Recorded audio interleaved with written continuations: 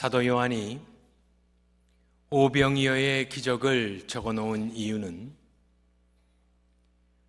우리 삶에서 그러한 기적을 체험하라, 일단 그것은 아니고, 그가 처음부터 말한 대로 예수는 태초에 계셨던 말씀이고 그분이 하나님이셨음을 증명하기 위하여 예수님 당신께서 말씀하신 대로 아버지께서 하는 그 일을 아들도 행할 수 있음을 보여주고 증명하기 위하여, 그리하여 우리로 하여금 그 일을 행하시는 예수를 정확하게 알고 믿어 생명에 이르라라는 목적으로 오병이어의 기적을 적어놓고 있는 것입니다. 그래서 오병이어의 주인공은 예수님입니다. 이것은 예수님에 관한 것이고 예수님이 누구인지를 우리에게 설명해 주는 것입니다. 먼저 그 사실을 우리가 깨닫고 이 첫 단추를 끼워놓고 난 뒤에 보면 여러 사람들이 등장합니다. 그 사람들이 나오는 이유, 그것은 딱 하나인데, 그것은 그들이 예수님께 어떻게 반응하는지를 적어 놓은 것입니다. 사람들마다 자신들의 관점에서 믿음의 분량에 따라 지금 예수님께 반응하는 것을 우리는 보고 있는 것입니다. 그래서 저희는 빌립의 믿음 없는 모습을 보았었습니다. 그리고 오늘은 오병이어의 가장 화려한 조연, 우리가 가장 잘 알고 익숙한 자신의 오병이어를 어떠한 조건도 없이 예수님께 내어드린 이름도 얼굴도 없는 이 작은 소년에 관하여 오늘 이야기를 하려고 합니다. 2000년 전 티베리아 바닷가에서 3, 4개월경 쌀쌀한 그 어느 날 이 세상에 빛으로 오신 예수 그리스도를 직접 목격한 이 한 아이에 관한 이야기입니다. 요한은 이렇게 증언을 합니다. 빌립이 말한 이후에 안드레가 끼어들며 이야기를 하는데, 안드레가 이렇게 소개를 합니다. 여기 한 아이가 있어 보리떡 5개와 물고기 2마리를 가지고 있나이다. 여기서 끝났으면 A+인데 그 뒤에 그러나 이것이 얼마나 되겠느냐고 또 믿음 없는 이야기를 하였습니다. 어쨌든 이 아이가 이렇게 소개가 되었습니다. 우리는 이 아이를 참 잘 알고 있습니다. 제가 한번 이 아이를 단어를 찾아보았습니다. 이 단어는 특이한 단어였습니다. 아이라는 단어는 저도 알고 있습니다. 쉬운 단어니까. 보통 파이디온이라고 하는데 이 단어는 파이다리온이라고 적혀 있길래 이거 제가 잘못 보았나? 이상하다. 그리고 한번 찾아보았습니다. 이 파이다리온은 파이디온이라는 이 아이를 귀엽게 부르는 겁니다. 예를 들면 이런 겁니다. 제가 몇 해 전에 선교를 갔었는데 같이 동행한 대학생 자매가 이름이 사라였습니다. 사라. 영어 이름 사라.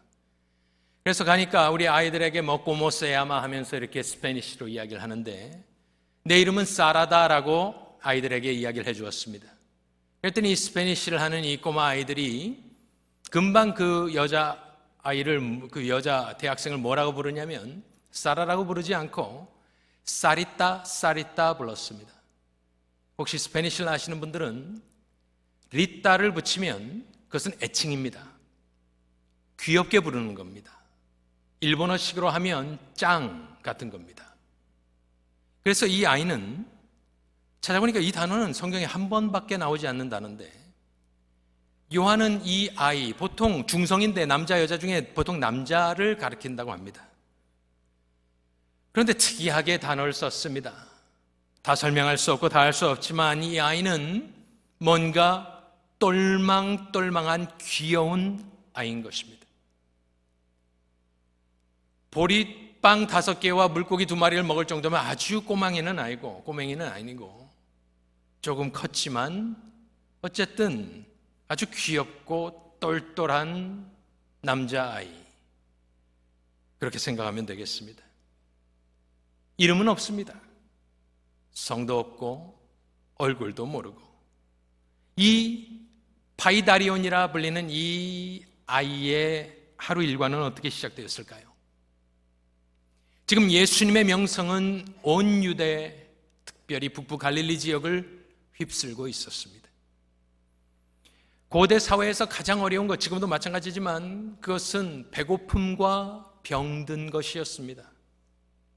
그런데 예수님이 가는 곳곳마다 그런 기적이 행해지고 있으니 얼마나 많은 사람들이 쫓아다녔을까요? 예나 지금이나 소문이란 것은 참으로 빠르게 퍼집니다. 아마 예수님이 어디에 계신지, 어디로 행하고 계신지, 그 다음 행선지가 어딘지 사람들은 빠삭하게 알고 있었을 것입니다. 이 아이도 그날 그 동네에서 아마도 자기 친구들, 친족들인 사촌 형들, 누나들, 어쨌든 이 예수를 보기 위해서 쫓아나가는 사람들을 따라 나왔던 것이 분명합니다. 예수님의 얼굴 한번 보려고, 도대체 이 사람이 누군가? 온 세상이 이야기하는 이 사람은 누구인가? 그의 가르침은 어떠한가? 또 그 병고침의 역사 같은 것은 도대체 얼마나 신기한 것인가? 한번 보려고 따라 나설 때 애가 도시락을 싸지는 않지 않았겠습니까? 엄마가 아무래도 그날, 얘야, 그 예수님을 쫓아다니다가 혹시 배가 고프면 이것을 까먹어라, 먹어라. 우리 옛날식으로 양철통으로 된 무슨 도시락통을 갖고 다녔지는 않았을 것이고, 애들은 뭘 들고 다니는 것을 싫어하기 때문에 아무래도 헝겊 조가리 같은 것에 싸서 품속에 넣거나 매거나 하지 않았을까요? 그렇게 이 아이는 작정하고 오랜 시간 예수님을 쫓아다닐 생각으로 그날 집을 나섰을 것입니다. 이 귀여워 보이는, 상상할 수 있는 이 조그만 남자아이, 이 남자아이를 생각하면서 이 본문에서 3가지 정도가 눈에 띄고 저를 깜짝 놀라게 한 것이 있었습니다. 첫 번째, 가장 먼저 눈에 띄고 저를 놀라게 했던 것은 그의 거리였습니다. 디스턴스였습니다. 오늘 9절에 보면 안드레가 이 아이를 소개할 때 어떻게 소개하냐면 여기 있다고 합니다. 여기는 저기가 아닙니다. 한국말도 그러고 영어도 그러고 헬라어도 그러고 여기는, 호대는 여기입니다. 지금 안드레가 예수님께 말하고 있는데 여기 있다고 했을 때는 가까운 데 있는 것 아닐까요? 지금 5,000명, 복음서에 보면, 다른 복음서에 보면 남자만 5,000명이다. 합이 아이들까지 합해서 8,000, 10,000명, 장관이죠. 그 당시에 그렇게 많은 사람들이 예수를 쫓아다니는 건 참 놀라운 일입니다. 그런데 안드레는 이 아이에게 여기 있다라고 이야기를 합니다. 그것을 보면서 저는 이 아이가, 이 파이다리온, 이 귀여운 남자아이가 안드레와 예수와 가까운 곳에 지금 있구나 생각하게 되었습니다. 저기 5,000명 끝에 있으면 그것을 어떻게 알아보겠습니까? 꼬마 아이를. 그런데 그런가 보다 그러고 넘어가려고 하는데 가만히 생각해 보니까 이것이 참 놀라운 것입니다. 왜냐하면 이 조그만 귀여운 남자아이가 예수님과 가까이 있다라는 것은 수많은 군중들 앞자리를 차지하고 있는 것이 분명하기 때문입니다. 그렇다면 이 아이는 굉장한 결심과 담대함을 가지고 있는 아이입니다. 다른 복음서에 보면 예수님은 지금 병자도 고쳐주고 있었습니다. 그 당시 아픈 사람이 얼마나 많았겠습니까? 여기 계신 분들도 다 지금 몸에 한 군데씩은 아프고 계실 것입니다. 그런데 병을 고쳐준다고? 그럴 때는 인정사정 없는 것입니다. 내가 살아야 되고 내가 고침을 받아야 되기 때문에 이런 상황에서는 아이는 어른들 틈 사이에 끌 틈도 없고 인정삼정 없는 어른들은 이런 아이들을 밟아버리거나 내팽겨 쳐버리거나 사람들은 전혀 개의치 않습니다. 그런데 이 고래 싸움에서 등 안 터지고 이 꼬맹이가 귀여운 남자아이가 지금 안드레가 이야기하고 있는 예수님이면 가장 핵심적인 곳 중간 아니겠습니까? 그런데 이 아이는 근처에 있습니다. 호대 여기 있다라고 이야기를 했기 때문입니다. 잠깐 스탑하고 묻겠습니다. 여러분과 예수님과의 거리는 얼마입니까? 10m? 20m? 50m? 100m? 여러분과 예수님과의 거리는 당신의 간절한 만큼, 당신의 믿음만큼, 당신의 결단만큼 여러분과 예수님과 사이에 거리가 있는 것입니다. 우리는 이 아이를 상상해 보면서 마치 다람쥐처럼 수많은 사람들이 수천 명이 지금 예수님을 앞다투어 쫓고 있는 상황 가운데 이제는 뭐 안 잡겠죠.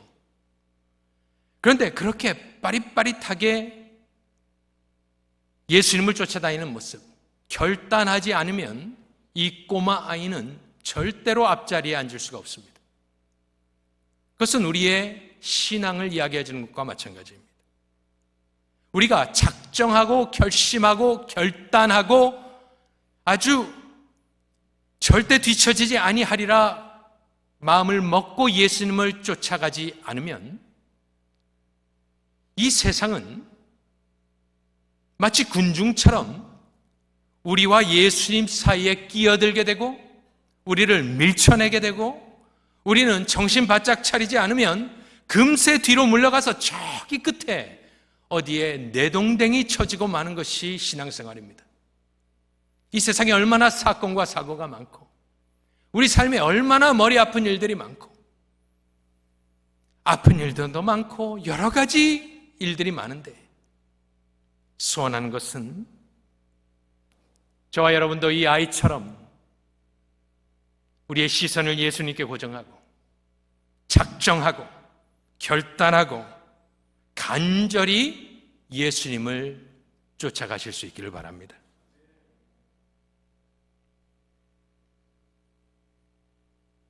나와 예수님과의 거리를 결정하는 것이 여러 가지가 있겠습니다만은 그것 중에 가장 중요한 요소가 하나 생각이 나는데 제가 이번에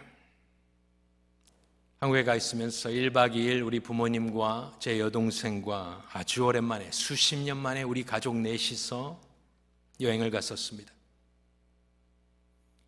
어디 산 정상에 사진을 찍으러 올라갔었는데 거기는 또 스키장과 붙어 있는 곳이었습니다. 밑에 온도와 산 꼭대기의 온도는 너무나 달랐습니다. 근데 스키장에 오랜만에 가봤는데 저는 스키를 못합니다. 오랜만에 가봤는데 눈에 띄는 것은 다들 쿵쾅쿵쾅 거리면서 걸어다니는 것이 그 신을 이만한 플라스틱 신을 신고 있으니까 얼마나 시끄러운지 중무장을 하고 이 사람들이 바라보고 있는 곳은 딱 한 군데였습니다. 그것은 리프트라고 하는 그것을 타야 올라가거든요. 리프트를 향해서 눈을 고정하고 뛰는데 주변 옆에 아무것도 보지 않고 뛰어서 먼저 줄을 서기 위해서 가는 것을 보았습니다. 여기 계신 분들 뭐 스키 타는 분들 계시겠습니다만은 그 추운데 산꼭대기에서 수십 마일로 그렇게 내려오는 것은 참 희한한 일입니다. 또 그쪽이 동쪽이었기 때문에 한국에 계실 때 우리 새해 해맞이를 보통 어디서 합니까? 정동진에서 합니다. 정동진은 새해 맞이를 하려고 하면 밤새 가는 완행열차를 타고 갑니다. 그리고 새벽에 떨어져서 잠깐 어디서 몸을 녹이고 그 일출의 광경을 보려고 합니다. 혹은 산에 오릅니다. 일출을 보겠다고 그 전날 밤에 올라갑니다. 지리산 꼭대기로 올라가고 어디 꼭대기로 올라가서 수시간에 걸쳐 추운데 보이지도 않는데 올라갑니다. 왜 추운 겨울 스키를 타려고 그 산꼭대기에 올라갈까요? 그 추위를 무릅쓰고 내려오는 기쁨이 있기 때문이고, 왜 완행열차를 타고 밤새서 피곤한데 정동진에 도착해서 동해 일출을 보려고 할까요? 왜 산꼭대기에 올라가서 추운데 수시간을 밤새 올라가서 일출을 보려고 할까요? 일출 보는 기쁨과 설레임 때문 아닐까요? 그렇습니다. 인간은 두 가지 초이스가 있을 때 나에게 더 큰 기쁨과 만족을 주는 것을 택하게 됩니다. 추위가 있지만 산 정상에서 스키를 타고 내려오는 기쁨이 더 크기 때문에 올라가는 것이고, 힘들지만 그 12월 31일 새해 해맞이를 보려고, 그것을 만끽하려고 그 기쁨과 설레임이 더 크기 때문에 사람들은 그렇게 하는 것입니다.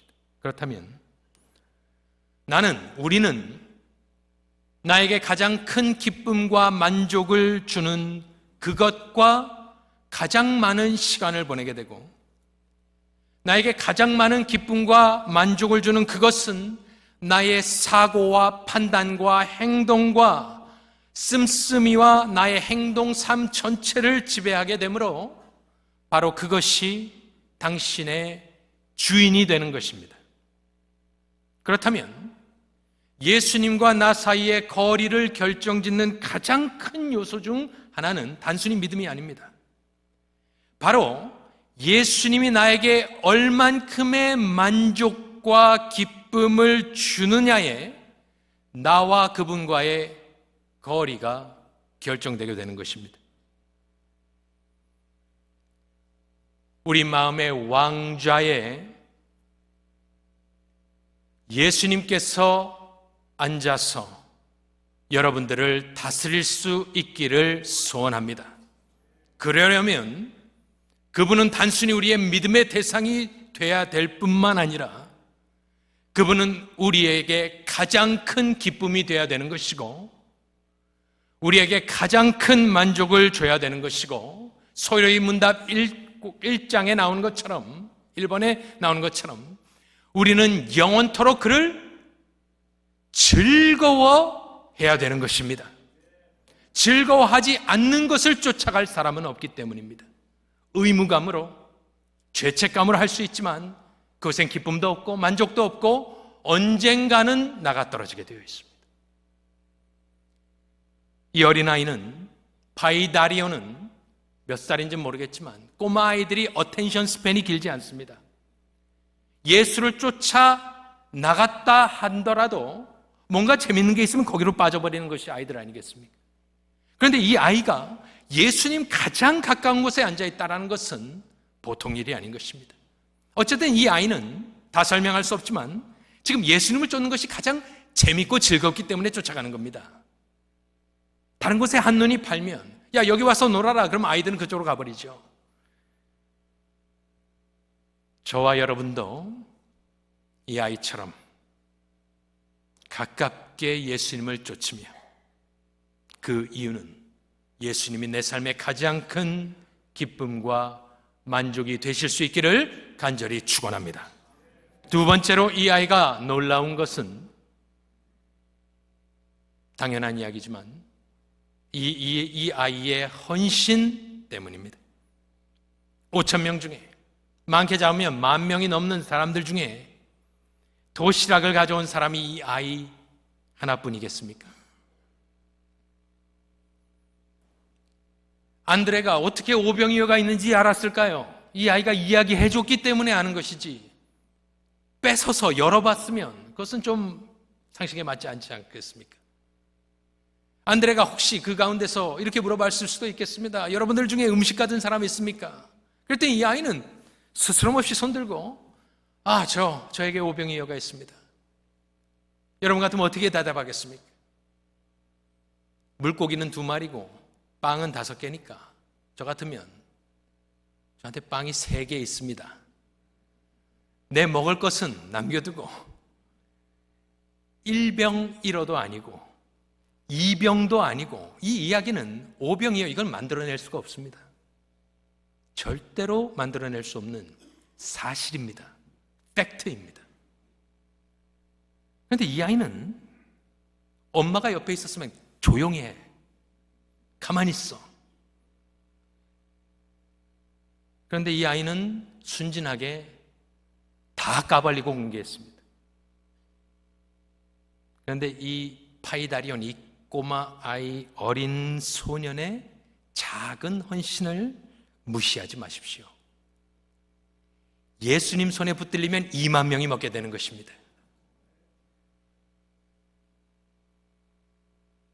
내가 여기 앉아 계신 한 분 한 분이 이 아이와 같이 예수님께 온전히 헌신된다면 어떠한 일이 일어나겠습니까?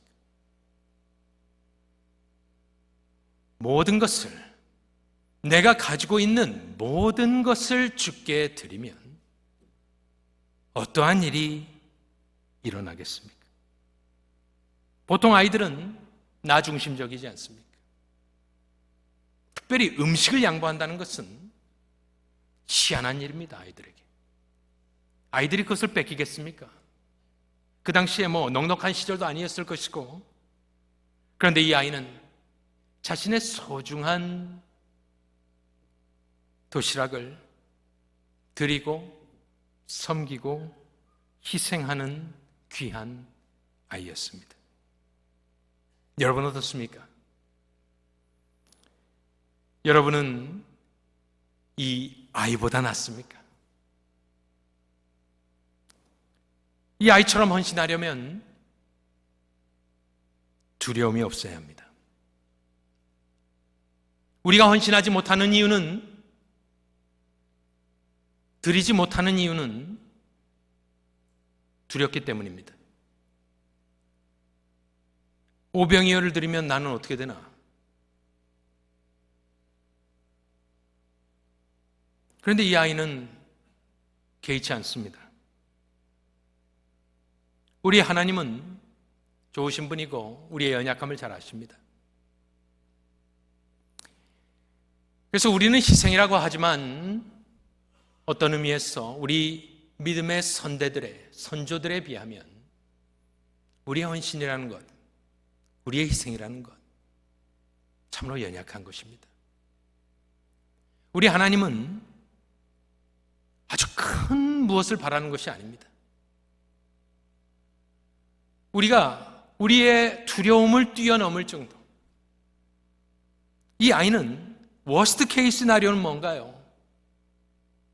한 끼 굶는 것입니다. 우리도 그렇습니다. 드리면 죽을 것 같지만 죽지 않습니다. 단지 두려워서 못 드리고 있는 우리가 부끄러울 따름이지. 모든 헌신에는 리스크 테이킹이 있습니다. 위험 부담이 있습니다. 그것이 없는 헌신이 어디 있겠습니까? 하지만 그 한 끼 굶는 것을 뛰어넘을 때에 저와 여러분은 오병이어의 기적을 체험하게 되는 것입니다. 교회도 마찬가지입니다. 제가 이번에 모교회에 가서 예배를 드렸는데, 저희 모교회도 코로나 이후에 점심을 주지 않는다 했습니다. 제가 꼬마 때부터 항상 주일 거기서 밥을 얻어먹고 다녔는데 이번에는 갔더니 아무것도 없습니다. 대예배가 11시인데 끝나니까 12시 15분. 허기지고 어르신들도 많은데 어떡합니까? 제가 그 모습을 가만히 보면서 다짐했다라기보다는 이런 생각을 하였습니다. 영생장로교회는 주님 오시는 그날까지 점심을, 왜냐하면 교회 점심이 없으면 사 먹게 됩니다.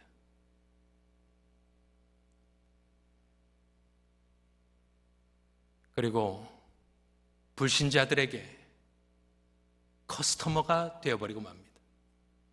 정죄하지는 않겠습니다.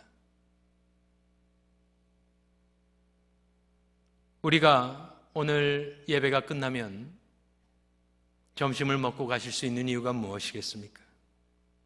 그것은 누군가가 자신의 토요일을 희생하고 장을 보고 국물을 내놓고 주일날 일부 예배부터 와서 넥타이 매고 와이셔츠 입고 왔지만 그거 다 걷어붙이고 누군가는 이 아이처럼 희생을 하고 있기 때문입니다.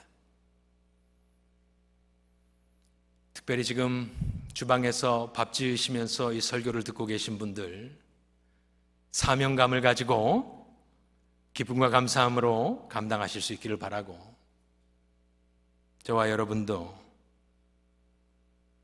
우리의 작은 헌신을 통하여 온 교회가 누리고 만족하는 그러한 곳에 동참할 수 있기를, 헌신을 요구하는 것이 아니라 여러분들 스스로 두려움을 극복하시라는 말씀입니다. 전도서 11장 1절에 보면 너는 네 식물을 물 위에 던지라. 여러 날 후에 도로 찾으리라. 이 아이는 이것을 여러 날 후에도 아니고 바로 체험하게 된 것입니다. 많은 장례를 치르면서 제가 계속 생각하는 것은, 저와 여러분이 죽고 난 뒤에 남는 것이 무엇이겠습니까? 우리가 죽고 난 뒤에 남는 것은 우리의 사랑의 수고와 헌신만이 남게 됩니다. 세상 사람들처럼 헛된 이름 남기려고 애쓰는 것이 아니라 건강 있을 때 더 섬기고 더 주께 드리고 나와 우리 가족과 우리 교우들과 우리 후세들을 위하여 많은 사랑의 수고와 헌신을 기쁨과 감사로 감당하시는 저와 여러분 되시기를 간절히 축원합니다. 전국은 침노하는 자의 것인데 우리의 침노를 맡고 있는 것은 납니다. 나의 두려움입니다. 여호와의 이름을 부르는 해, 허공에 부르는 것이 아니라 여러분들을 위하여, 내 자신을 위하여 내가 내 두려움을 극복하게 해달라고 부르짖어 보시기를 바랍니다. 우리 앞을 가로막고 있는 골리앗과 같은 두려움의 존재를 향하여 믿음의 돌팔매질을 하여 승리하실 수 있기를 간절히 축원합니다. 그렇게 저는 이 파이다리온, 이 아이의 거리가 놀라웠고 이 꼬마 아이의 헌신이 귀하고 놀라웠습니다. 마지막으로 제가 또 놀란 것은 이 꼬마 아이는 부끄러움이 없다라는 사실에 미소 지었습니다. 부끄러움이 무엇입니까? 부끄러움은 두려움의 일종인데 남을 의식할 때 생기는 두려움을 우리는 부끄러움이라고 합니다. 내가 오병이어를 바치고 싶어도 우리들 중에 내성적이고 부끄러움을 많이 타고 소극적인 사람들,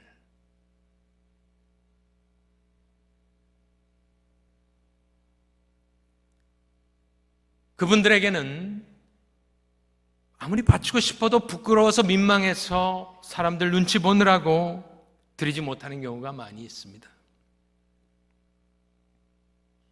우리 체면 때문에 지목당하는 것, 남들 앞에 나서는 것, 정말 죽기보다 싫을 때가 있는 것이 사실입니다. 하지만 내 체면이 나의 헌신을 막고 있다면 참으로 그것은 기가 막힌 일일 것입니다. 도대체 그것이 무엇이길래?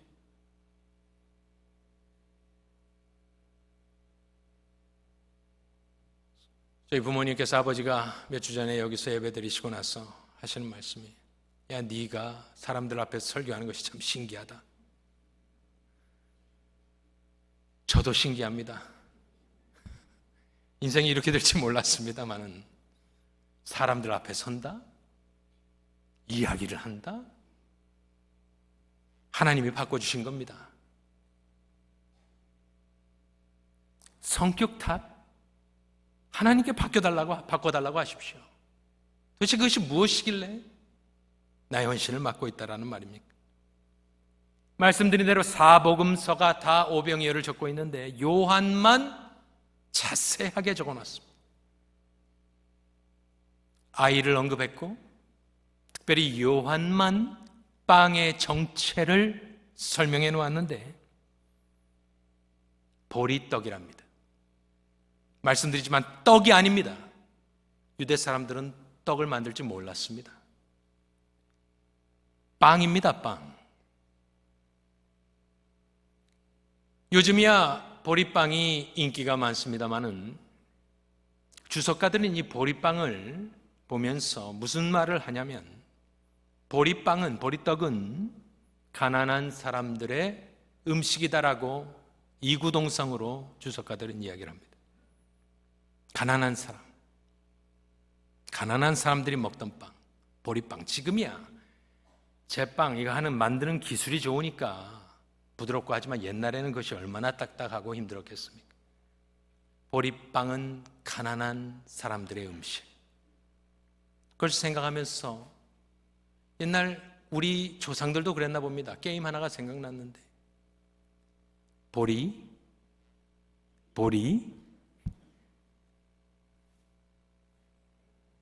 왜 쌀보리 하지 않을까요?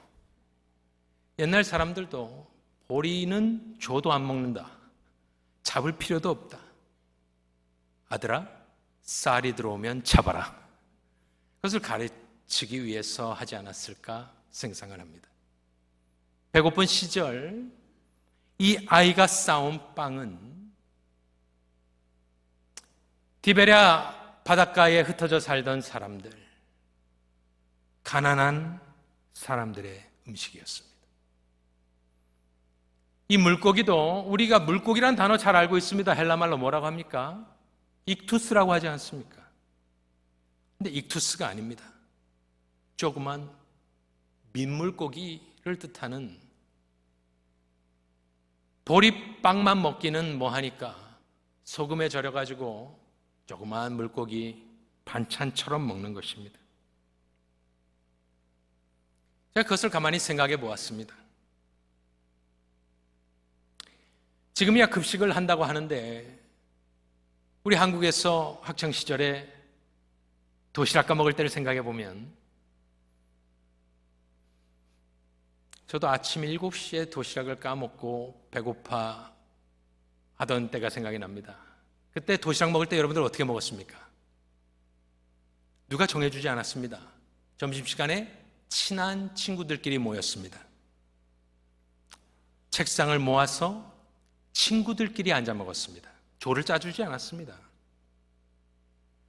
그때 딱 반찬 뚜껑을 열면 어떤 반찬이 가장 먼저 사라지던가요? 소세지 반찬. 거기에 누가 나무를 가져오면 거들떠보지도 않습니다. 그래서 저는 이 생각을 하였습니다. 반찬은 민감한 부분이구나. 왜냐하면 싸운 반찬에 따라 우리 집이 얼마나 잘 살고 못 살고가 판가름 나기 때문입니다. 이 안드레는 눈치 없이 5,000명 앞에서 이 아이가 보리빵 먹는 가난한 애라는 것을 의도하진 않았겠지만 까발리고 공개를 해버렸습니다. 이것은 우리식으로 이야기하면 점심을 다 싸왔는데 아무개는 주먹밥에 장아찌 싸왔다. 이것과 똑같습니다. 여러분들 기분 어떻겠습니까? 장조림도 있고 고기 반찬도 있고, 근데 얘는 단무지 하나 싸왔다. 이것은, 보리빵이라는 것은, 이 아이는 그것을 깨닫지 못했겠지만 우리식으로 이야기를 하면은 부끄러워서 주께 못 바치는 것을 이야기하는 것과 같습니다. 특별히 남과 비교하는 것은 우리 민족의 잘못된 악한 습관입니다.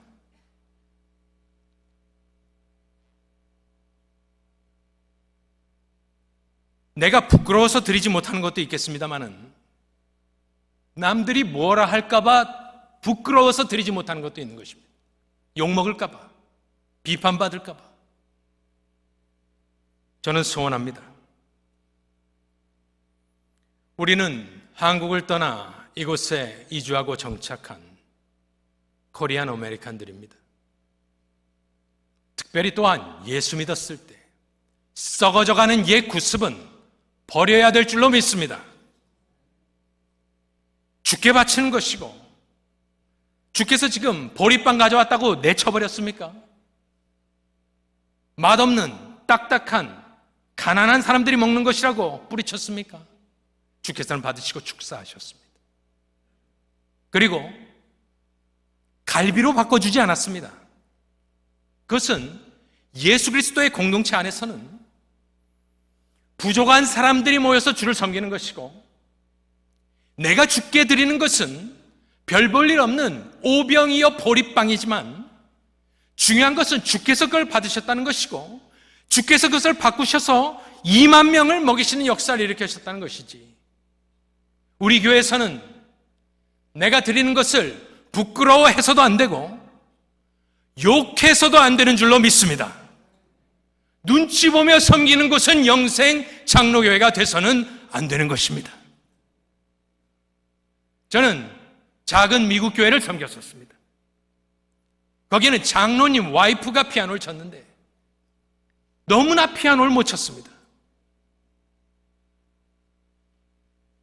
근데 아무도 욕하지 않았습니다. 아무도 저 사람 피아노를 저렇게 친다고 손가락질하지 않았습니다. 저거라도 있으니 감사하다 했습니다. 그분이 못 나오면 아카펠라로 찬송가 불렀습니다. 한국 교회는 어떻습니까? 옷 모습, 모양새, 국이 짜다, 싱겁다, 노래를 잘했다, 못했다.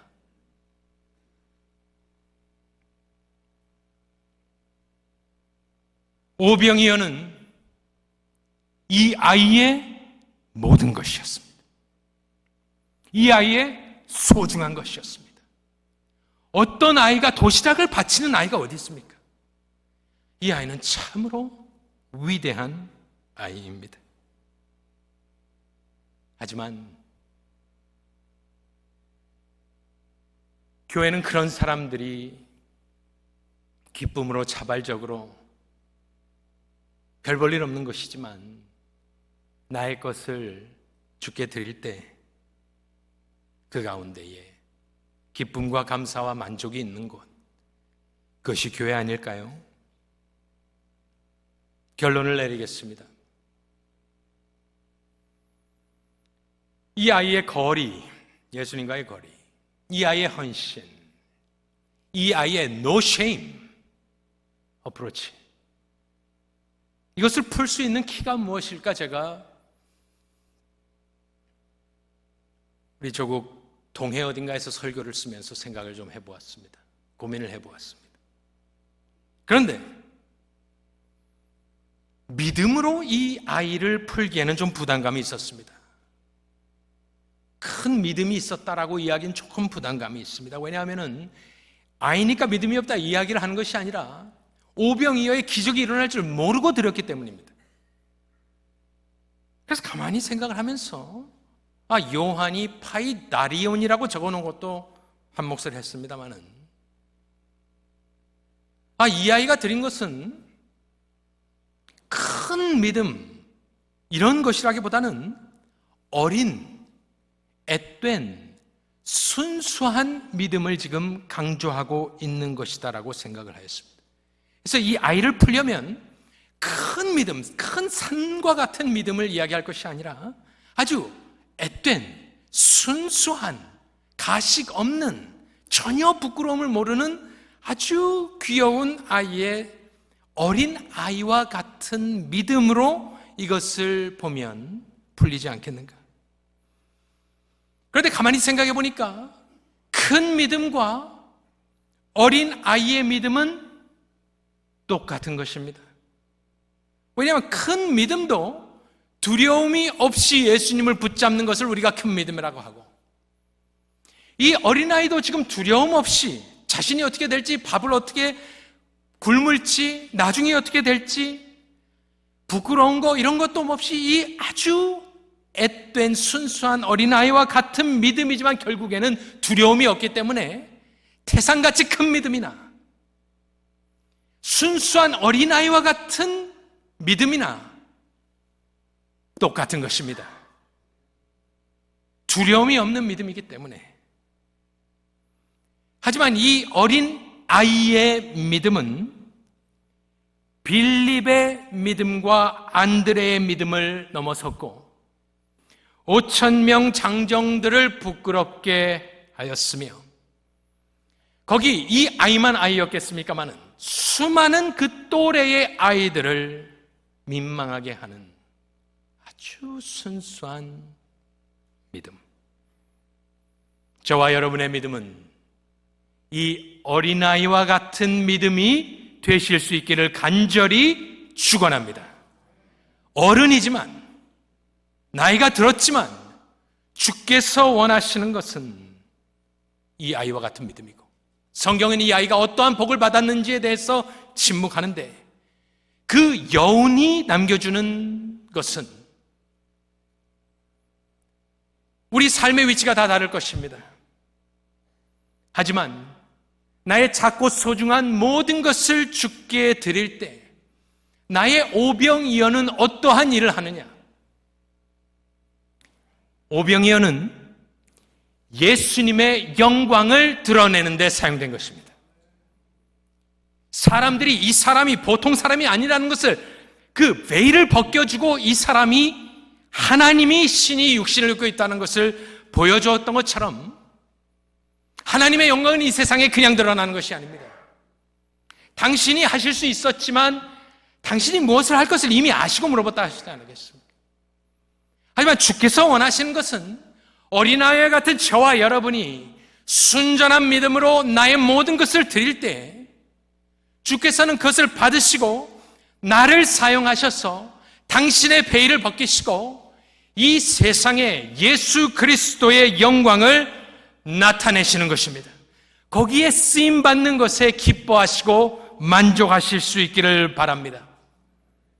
예수님이 저와 여러분에게 물으십니다. 5절에 우리가 어디서 떡을 사서 이 사람들을 먹이겠느냐? 정답은 무엇이라고요? 예수님께. 하지만 오늘 본문 말씀을 통해서 보니까 예수님이지만 예수님이 원하시는 것은 우리의 오병이어의 헌신이며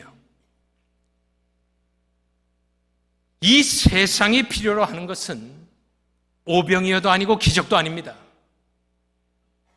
이 세상이 필요한 것은 하늘로부터 내려오신 생명의 떡이 되신 예수 그리스도가 필요한 것입니다. 기적이 사람을 살리는 것이 아니고 기적이 영생을 주는 것이 아닙니다. 그 뒤에 서 계신 예수 그리스도를 믿을 때에 사망에서 영생으로 옮겨지며 이 세상은 저와 여러분이 온전히 헌신될 때에 예수님의 영광이 드러나며 그 하늘로부터 내려온 생명의 떡으로 하나님은 필라델피아에, 한국에, 미국에 영생 주시기를 소원하는 것을 알 때에 저와 여러분도 이 어린아이와 같은 믿음으로 주께 드릴 수 있는 우리 모두가 되실 수 있기를 간절히 축원합니다.